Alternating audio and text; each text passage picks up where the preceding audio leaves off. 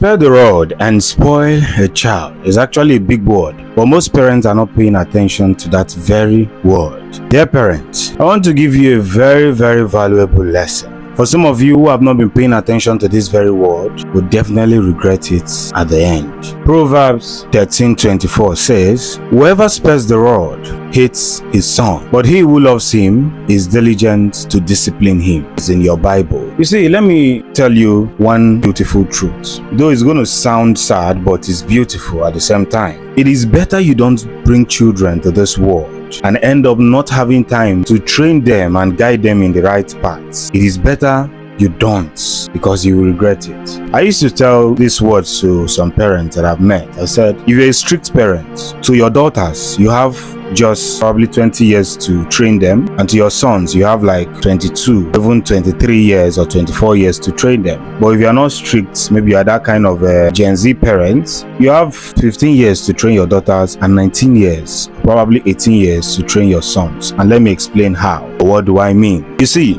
the moment your daughter gets to 15 years and throughout from her year 1 to her 15th year, you are not available, or your sons are not available to guide them in the right path, the society will groom them. They will tend to accept what they see outside the corridors of your house. The reason why I decided to bring up this topic is that I've noticed some, young people, every day they wake up, take their baths, wear nice clothes, wear nice perfume, and they come out from their parents' house, come to the street and start constituting nuisance. They smoke, drink, look for 1 or 2 babes to follow. And that's what they do every day. And they go back to their parents at the age of 24, 25, 29. These children are going back to their parents, and their parents are still giving them food to eat. Why? Because their parents were being busy when these children were growing. You can't give birth to children and at the age of 24. It's not that the child is looking for a job and is not getting that. That one is entirely different. But when a child wakes up in the morning and goes out, all he does is to constitute nuisance in the streets, and that child will come back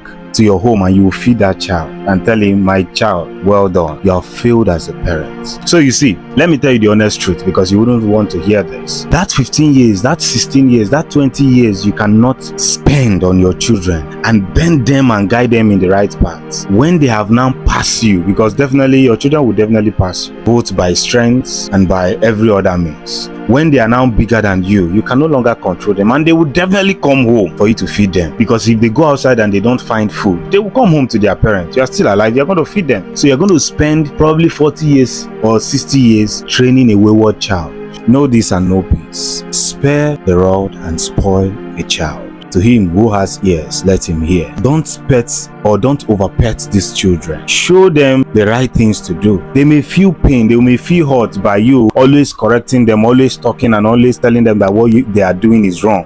Don't worry. By the time they get up to 20 years, 25 years, they will understand that their parents loves them. We are gradually losing those parents that will not look at your face and will tell you the bad things you are doing, the wrong things you are doing. Now, we have parents that sugarcoat their words, who will tolerate their children even though they go out and steal from people and come home, they will clap for them. Spare the rod and spoil a child. Don't regret giving birth. It is better not to give birth than giving birth to children and not having time to guide them in the right paths. If you enjoyed this video, do not forget to share, like and follow this page, because that's the only way you can help us grow.